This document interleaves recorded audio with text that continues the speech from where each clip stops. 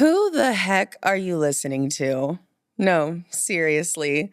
Why would you want to listen to a 26-year-old OnlyFans girl? Do we even have anything in common? Are we even the same gender? I get it, but wait, let me answer those questions first before you go. Our genders don't matter. We probably do have something in common, and if not with me, you will have something in common with one of our guests in the future, and you want to listen because you're also intrigued by how people's minds work.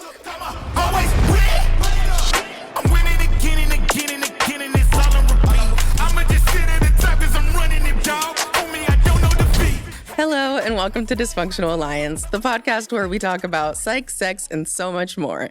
Every week, I'll be asking the questions that are sure to turn your cheeks red. I'm your host, Nat, and our ally this week is you.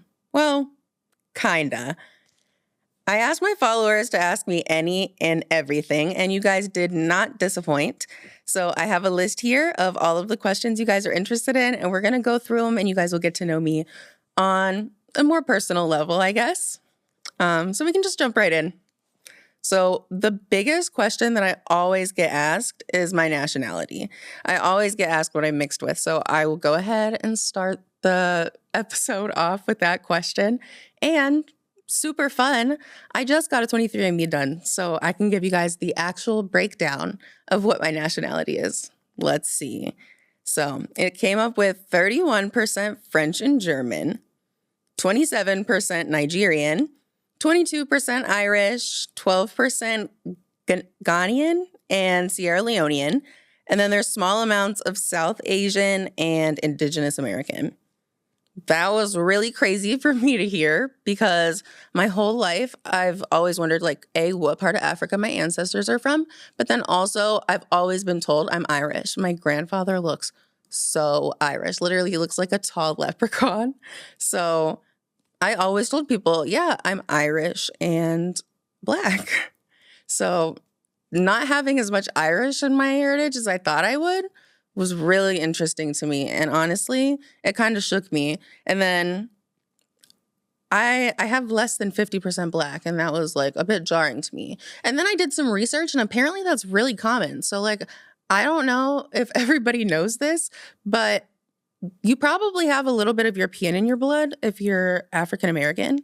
And I was super surprised to learn that my dad has a little bit of European. Obviously, we don't know which part, but he looks like a fully Black man. That's a Black man. You would never guess. And he has that little bit of European in him, that little tiny little splash. So do with that what you will. The second question that I have is, what's your favorite food? My favorite food is by a landslide Indian food. I'm literally obsessed with it. The town I live in doesn't have an Indian restaurant, and it makes me so sad every time I think about it. Because sometimes I'm just I don't know, you want your favorite food, and then you don't have it. So I learned how to make it myself because I'm just that girl. But I worked at an Indian restaurant. Whenever I was 18, I lived in this apartment, and I needed a job. And literally in the parking lot, a 3-minute walk, there was an Indian restaurant. So I walked in there and I was like, do you guys have any jobs available? And they were like, yeah, you can be the host. And so I started working there. I had no knowledge of Indian food. Literally, I'd never even tried it in my life. Didn't know what it looked like. Definitely didn't know what it tasted like. I didn't even know what the flavor profiles were supposed to be. And so I started working there, and I very slowly but surely started dipping my toes into the water. And I started with this dish called shrimp malai. And literally no Indian restaurant that I've ever gone to since has shrimp malai. I have to learn how to make it. I have not learned how to make that one. But I started with that one. It's very mild. It has literally no spice. It's just shrimp in a cream sauce with peppers and onions. You put it over rice, and it was delicious. I was like, this is fabulous. And so I was like, I guess I need to try more of this. So I started dabbling a little bit more. And now I think my choices at an Indian restaurant are probably different than the average person's because I really love paneer. A lot of people want butter chicken tikka masala. I want paneer. Give me the paneer. Paneer is like cheese. If you've never had it, it's like a vegetarian protein source. And It's like this solid cheese, and it takes all of the flavors of whatever you cook it with. And the texture is like a little bit squeaky, which call me crazy, but I really like squeaky cheese. Um, and so, yeah, I get the paneer. There's so many different ways that I'll have it, but butter paneer, obviously, that one's a classic. And then mutter paneer, which is like, it has the red sauce, but it has peas in it. And that sounds weird, but it's delicious. I promise. Trust me. So if I went to an Indian restaurant right now, I would get some butter paneer, excuse me, some tandoori chicken, specifically, like I want the thighs. You can have the rest of them, but I want the chicken thighs. They're just so good. And garlic cheese naan. Chef's kiss. It's so good. Okay, so the next question I have is, what's your favorite book? I'm going to get into this one a little bit because I set a goal for myself and I wanted to read 20 books this year. And so I started it and I was going on a roll. I was on a roll, like back to back to back. I was just reading books. I listen to audiobooks, but you're still absorbing the information, so I consider that reading. If you want to judge that, I really don't care. I probably read more books than you so far this year.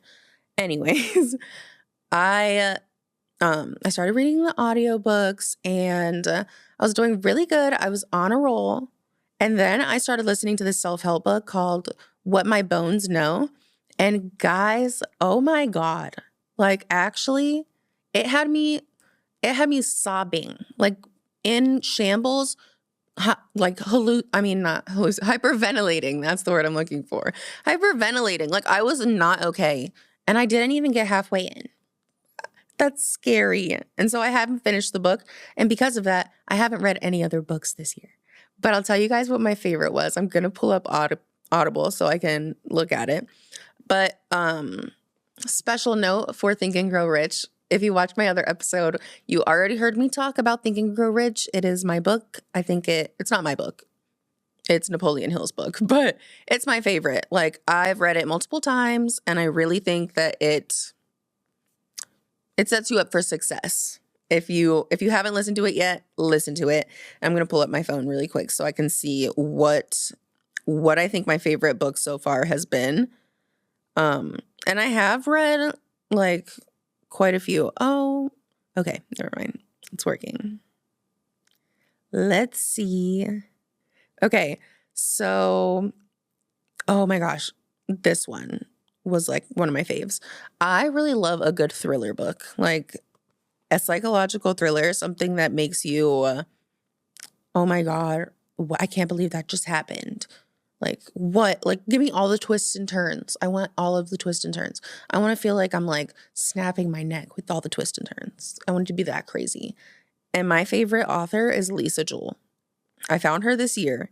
If you haven't read a Lisa Jewell book, you absolutely should. Specifically, None of This Is True. If you have to listen to one, listen to None of This Is True.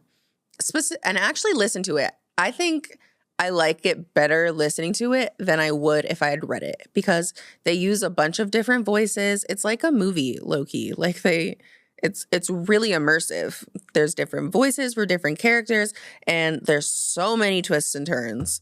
And it gets really crazy. But she has a bunch of really good ones.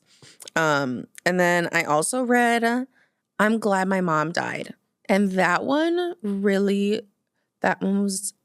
it hit close to home as well. I was able to finish that one. Maybe I'll finish What My Bones Know too.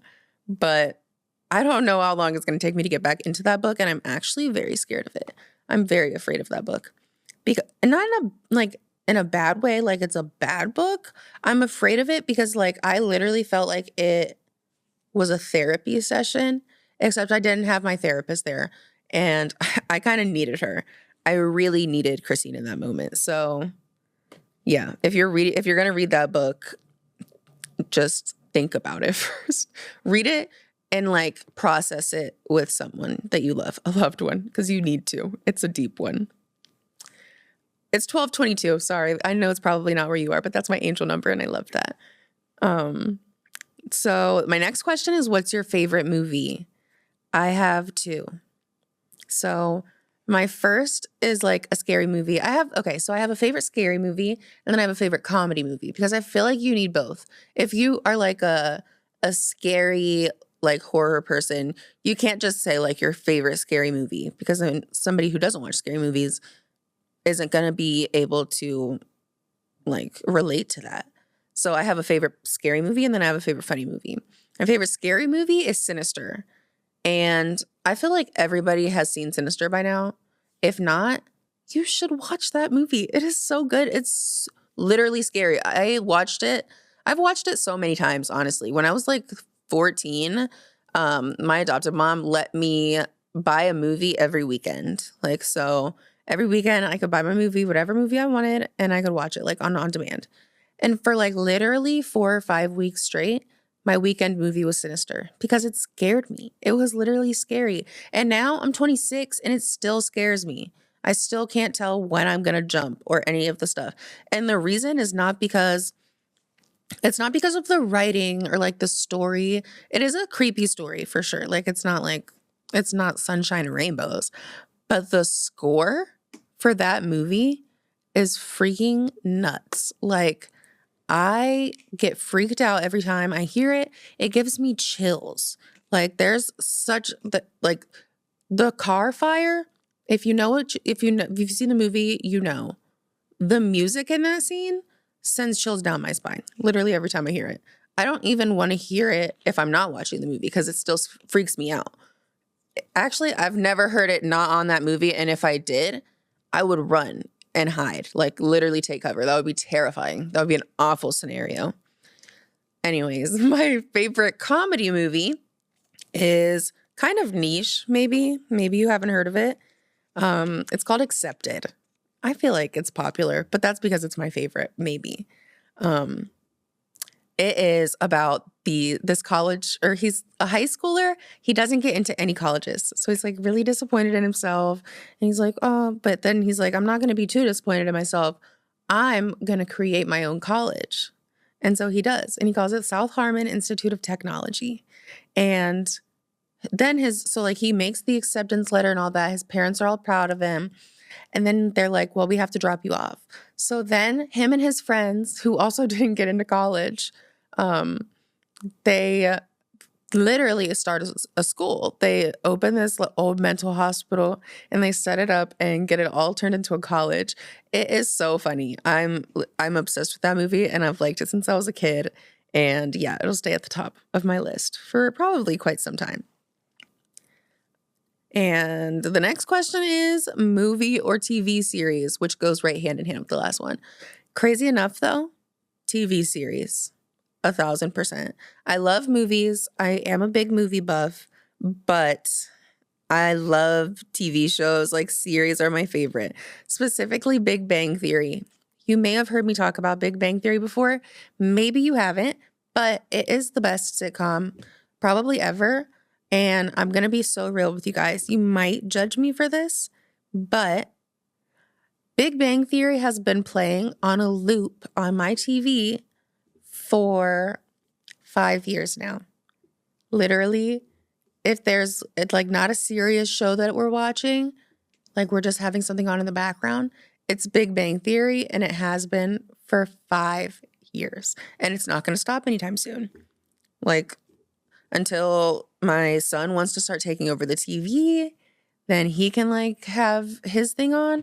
But right now it's Big Bang Theory. And honestly, hopefully he likes Big Bang Theory because I really don't want to switch. I'm a creature of habit and I just want my habit to stay the same. Next question kind of flows right back into it again. That's kind of crazy. It's how do you spend your free time? And the answer to that is I don't really have free time, like at all. I am so busy all the time. I'm always keeping something in my brain. And they say like an idle mind is the devil's playground. And like, I don't think I agree with that. Because like sometimes I want an idle mind. I have ADHD. And so I want an idle mind. But then my brain will be like, this is kind of seeming like the devil's playground. So maybe don't do that. And so then I'm like getting right back into work. I'm always doing something, whether it's working, being a mom. Like being a mom takes up most of my time. And then I add work in. And then like I watch TV, I guess. Kind of lazy. Um, kind of lazy. But because I'm doing so much for like other stuff. I was actually just talking about something similar to this yesterday because I was like, I'm gonna go get myself a treat. And then we went to the mall, and I didn't get a treat at all. Like I was like sitting there and I was like, what even would be something that's not work related that I would be like, oh, I'm gonna go out and get this for myself. I don't really wear a lot of jewelry. So like going and getting jewelry is not really my thing. Like shoes, I guess. But even then I get shoes and my brain's like, oh, I could put those with this outfit for work. So, and then clothes, like I literally buy clothes solely, almost pretty much strictly for what I can make content in. So my outfit choices when I'm out shopping, if it's not for like a vacation or something like that, is literally like, oh yeah, I could get a good video with this. This would look good in this for this trend. I think this outfit is getting a lot of views right now, so I'll buy it too. So even buying clothes, which used to be like, oh my God, I'm like splurging on myself. Even buying clothes is now like, I am splurging, but I'm splurging for work, which is fine. It's a business expense, and you gotta love a business expense, genuinely. Next question. Why do you use a wheelchair? That's a good one. And I get it a lot. It's confusing. And the answer to that is I have multiple sclerosis. Specifically, I have primary progressive multiple sclerosis, which is different than some other forms, like relapsing remitting or secondary progressive. Mine is, it started off and it doesn't really have breaks where it gets better. I don't have relapses. It just kind of stays the same and then it progresses. But I'm on a medication that should hopefully stop it from progressing, hopefully forever. Like I do have to take the medicine forever. It's very easy though. It's not too bad. I'll get into that later probably. But yeah, I take a medication, I get an infusion, and that stops like lesions. But mine is in my spinal cord. So MS, I don't know if you know anyone with MS, but it affects usually the brain. Usually you get lesions in your brain. And a lesion is when your nerves are coated in something called your myelin sheath, and MS attacks your myelin sheath. So I have holes in the coating of my nerves. So like an extension cord, that orange coating, and if you like lose that orange coating, everything starts to malfunction. That's my spinal cord. And there's not a lot of wiggle room there. So my body kind of makes its own rules. And so I have a wheelchair because if my body makes bad rules, I have to listen to it. And so I get a lot of pain and muscle spasms and weakness. I have a lot of weakness in my legs, which caused a foot drop. I don't know if that's caused by weakness. All I know is I have weak legs and a foot drop. So whenever I walk, I have like a limp and it hurts a lot. And so, especially if I've been doing it for a while, so I just use my wheelchair if I can't walk anymore, which is a lot better for me because I used to not have a wheelchair and I would be in situations where I would need one, like going to doctor's appointments and things like that, and I wouldn't be able to make it. I would be sitting on the ground in the doctor's office, embarrassing, or like outside the doctor's office, in the hospital waiting room, like just embarrassing places that you really don't, and kind of nasty. Like you don't want to be sitting on public floors. My wheelchair keeps me from doing that. So thank you. Thank you to my wheelchair, because really appreciate that. But yeah, my wheelchair is very helpful. It was really stressful in the beginning. I was a little bit like embarrassed and had to get through, but I ended up getting through. And now I'm like, we love the wheelchair. We really do. Especially like I've been going really hard the last like 3 weeks. And so I've had lots of photo shoots, lots of video shoots, lots of standing and moving and doing things that like an able-bodied person is just naturally able to do. Like I was naturally able to do it 2 years ago. So I was like trying to keep up with everybody and ended up needing my wheelchair towards the end of it. And now I do have like some residual pain and stuff like that from just how crazy the weeks have been. But luckily, I will have a few days soon that I get to just rot, which I will. I will be doing that. So the next question is, how did you get so thick? And that's a funny question, actually. I'm sure it's partly genetics. That probably plays a role. But I really wasn't super thick, like growing up. Like I wasn't chunky or anything growing up. And then whenever I was 13, I started having symptoms of endometriosis. I now know it's endometriosis. I didn't then, but it was causing really bad symptoms. And so I got on birth control and I got on Depo-Provera, which is a shot. Crazy choice, honestly. Crazy choice. I don't use any birth control now because I don't like the chemicals. Everybody has their choice, but I personally just don't want them in my body. So I was on that birth control, and literally the first dose, I started like literally gaining. By the third dose, which you get them every 3 months, by the third dose, I went from like a size 4 in jeans to a size 10. So like I got thick, and it was mostly in my hips and like my thighs. So I got called Thunder Thighs in middle school. And if you're watching this, I do remember you calling me Thunder Thighs. And now, literally, these Thunder Thighs keep me paid. So good foreshadowing. Appreciate ya.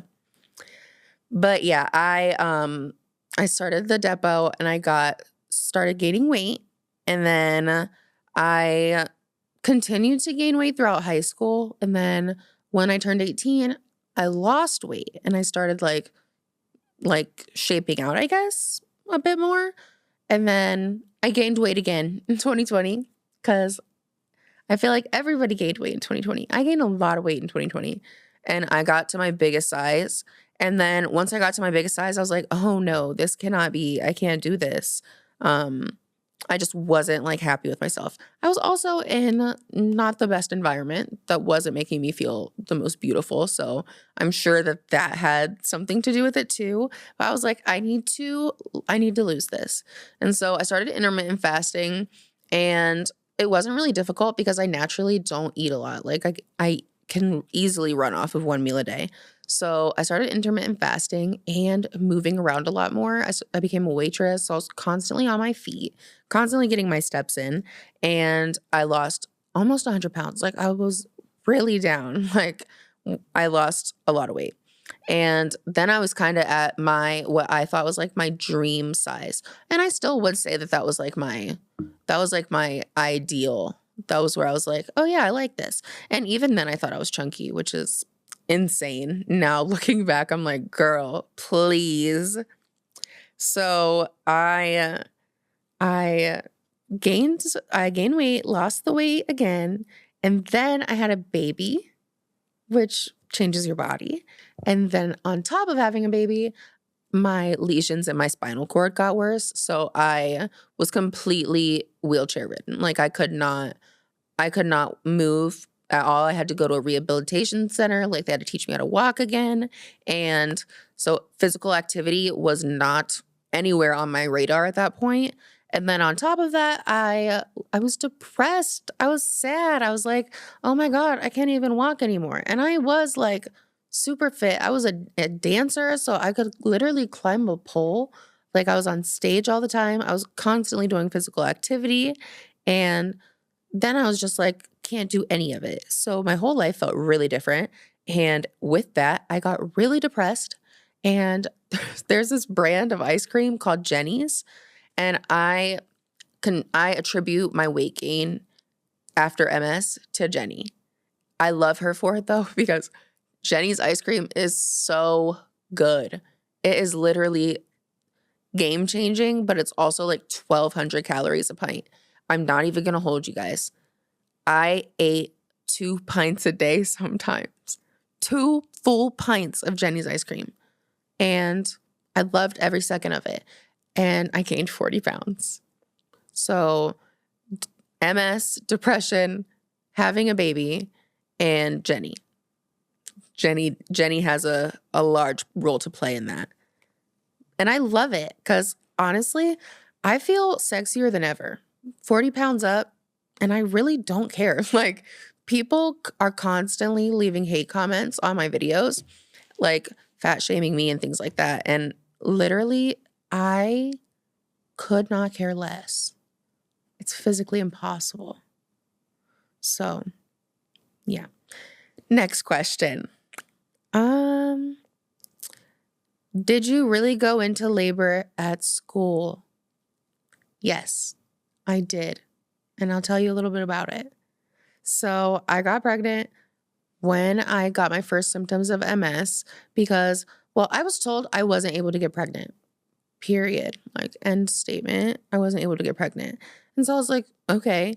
And I was like, maybe I'll have to try IVF or something like that. Who knows who knows what the future holds. But I was like, I'm not going to have a baby until I'm like 30 because I'll have to do IVF or adopt or something. So I'm going to like make sure I plan really, really well. And then, surprise, they gave me steroids for my MS, and that made it easier for me to get pregnant. And here I am, a mom. But because that happened, I didn't really know what I was in for. And I didn't really know what it would entail for my body, especially knowing that I had like MS and I had all this stuff happening. So I did not know this, but I had an incompetent cervix. My muscles in my body, the involuntary muscles, aren't strong enough to hold a baby in. So I went into labor right after an OBGYN appointment. And I went to school to take a statistics exam. And I'm going to be so real. I thought I had to poop and I was very confused. So I went to the bathroom, like literally I was sitting there in so much pain trying to get through this stats exam. Like, what? I didn't even know I was having contractions. I was in full labor trying to take a statistics exam. That's fucking insane. Sorry, excuse my language. That's insane. So I went in the bathroom and I realized I don't think I have to poop. And so I started panicking. And my statistics professor came in the bathroom and was helping me, was like guiding me through, telling me to breathe. I was screaming, like literally screaming. So keep this in mind. The bathroom that I was in is like literally right next door to the class my entire class was taking their exam in. And I was screaming like 3 feet from them while they were trying to take a test. That is a story to go home and tell your parents about if I've ever heard one. So the ambulance came, they got me luckily to the hospital in the nick of time. Like actually, like no funniness. Like it actually is very scary. We made it in just enough time to be here to tell the story. Both of us, my baby and me. So that's really freaking awesome. And I'm super blessed for that because I literally did almost die. Also, he put his foot through my cervix, like just his foot. So I had an emergency C-section. I already had a fear of giving birth, and that was probably the scariest moment of my life because I already thought like, what if I die during childbirth? I was thinking that the whole time. And then I get rushed into an emergency surgery room and I'm surrounded. There's like 25 doctors in this freaking operating room. And yeah, I was like, cool, this is it. I'm out for the count, just like I thought. Maybe I thought about it too much. It was terrifying. And I made it. C-section was not the plan at all. Literally, I said I was my entire pregnancy, which was short. I gave birth at 25 weeks. So he had like 4 months to go. So I was very, very early. But you know what? I lost my train of thought there. And that's totally fine because I'm just going to go to the next question. What do you think makes you the most inspirational? That's a sweet question. And I honestly really love it. And personally, I think what makes me the most inspirational is the fact that I graduated college. Um, I aged out of foster care when I was 18. That's when you age out. And I was literally by myself. I did not know what to do or how to make it in life. And I struggled a lot. I didn't, it took me quite some time to get a degree. I got my associate's degree. So like I didn't go all out, but the rate of foster kids that age out of foster care that get a degree of any kind is less than 3%. And that's literally because we're not set up for it.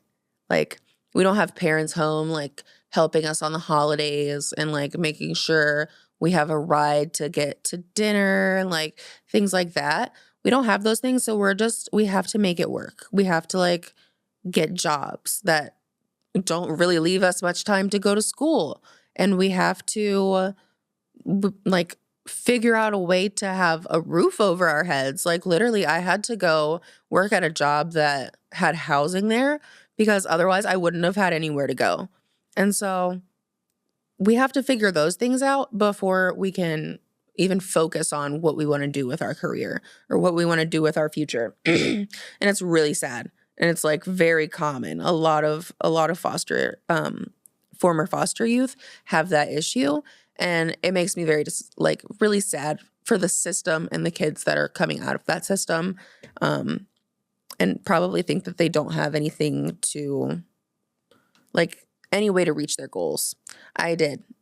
Even if it's not like the highest level, I don't have a master's or a PhD or something, but less than 3% get any kind. So I think it's a flex to me. The next question is, what's your biggest goal in life?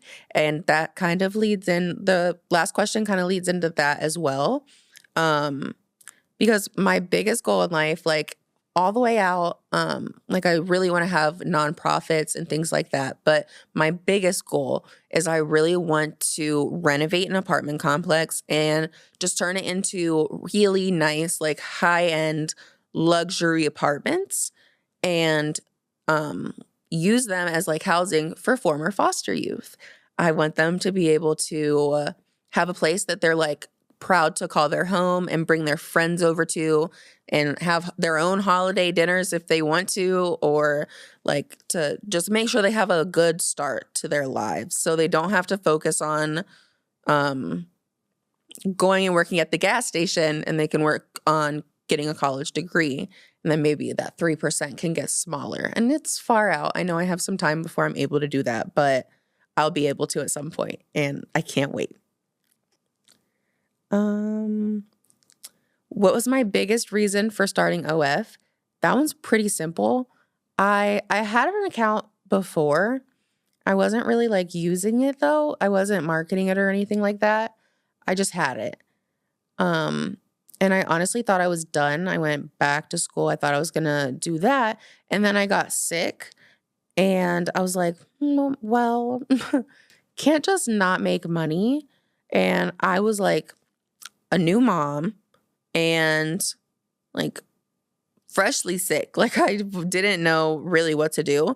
And I knew that I had a few followers on Instagram.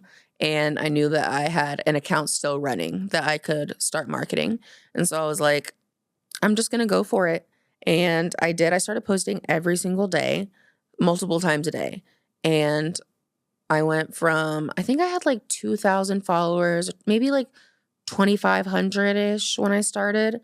And now we're up to like 97K. It's pretty crazy. It's been a year. And yeah. Literally just because I post a reel every day. Crazy. Oh my God, excuse me. Literally, yeah, just because I post a reel every day is actually insane. And yeah, I mean, my degree, I will say, I do feel like I have a little bit of a leg up because I do have a degree in accounting and business management. So I do know how to run a business, and I did learn some stuff about how to run a business. So I was able to utilize the skills that I got, my hard skills. And yeah, so I actually do use my degree. Like, I might get some hate and be like, you don't have any skills, but I went to school, got a degree to run a business, and now I'm running a business. So seems like a degree well used to me. I don't know. Sue me. Don't sue me, actually. Don't do that. The next question is, what do you want for Christmas? Easy, simple. I want a new iPad. I want the nicer one because I have this one that's like clunky and old and I can't edit videos on it. Really upsetting. Well, I can edit videos, but I can't edit like in HDR, which is like the good quality. So I'm like, why even do it? Why even give me this if you know I can't edit in HDR? I'm not putting my videos in standard. What? Anyways, next. Why did you want to start a podcast? Literally, I wanted to start a podcast because people always tell me their secrets. Always. Like, everywhere I go, somebody will tell me something crazy. Like, tell me their life story or tell me like, I never told anyone about this before. I don't know why I'm telling you about this. Honestly, I don't ever know why they're telling me either. But they're down to tell me their secrets. So I'm going to listen to them. And if they want to tell me their secrets on air, even better. I think we can have a great conversation. I love talking about why people do the things they do. I want to know why they make the choices that they make. And I think that that's super fun. And I'll get a chance to do that by having a podcast. And you guys will get to hear all of the secrets that people are willing to tell me. They're also going to be willing to tell you, which is pretty cool if you ask me. And this is the last question. It's, would you ever be a dancer again? And that is a massive, resounding yes. I wish I could be a dancer every single day. Like, I miss it so much. It made me feel so confident and like super powerful. Money was great. I loved it. And it just felt like having fun with your friends every day. Like, it was just a good time and you just got to make money on top of it. But genuinely, my body would never, ever let me do that. Unfortunately, I know it wouldn't. And I just have to live with that. But it's a little upsetting sometimes just because, like I said earlier, that was kind of like the most fit that I'd ever been when I was like working out and doing a lot of exercise at work. And so I did gain a lot of confidence because I was like toning my body and doing all of the things that I thought were like huge goals for me. And so that was like, I do wish I was able to do that. I can't really work out at all anymore. Boo to spinal cord injuries and multiple sclerosis. But I have something called autonomic dysregulation. So because my spinal cord is all funky, one of the things that's messed up is my autonomic regulation. So sweating, things that you don't know are like being controlled really. So like sweating, breathing, your heart beating, like all that kind of stuff is created by your autonomic nervous system. I have autonomic dysregulation, so whenever I get overheated, like if I get too warm, I don't just like sweat too much. My body like physically overheats and I start to get really sick. Literally, it feels like my blood is boiling. It's the worst feeling. And so it's just really bad. And then my body stops functioning. Like literally, not like, oh, I'm so tired, I can't move. Like literally my legs won't, they will stay locked where they're at no matter how hard I try. They will like, my arms will stop moving. I can't talk. My words slur and it's just not a fun show. One time it happened in the car and I was getting out of the car, but I couldn't get out of the car. So I was just kind of like laying there and my neighbor said, I thought you just got really drunk. I thought you were just really like plastered over there. And I wasn't. I was struggling. I was not drunk. And on that note, that's all the questions we have for today. I really hope you enjoyed spending time with me, and I hope we made the best of our dysfunctional alliance. I can't wait to talk to you guys next time, and I'll see you later. Bye.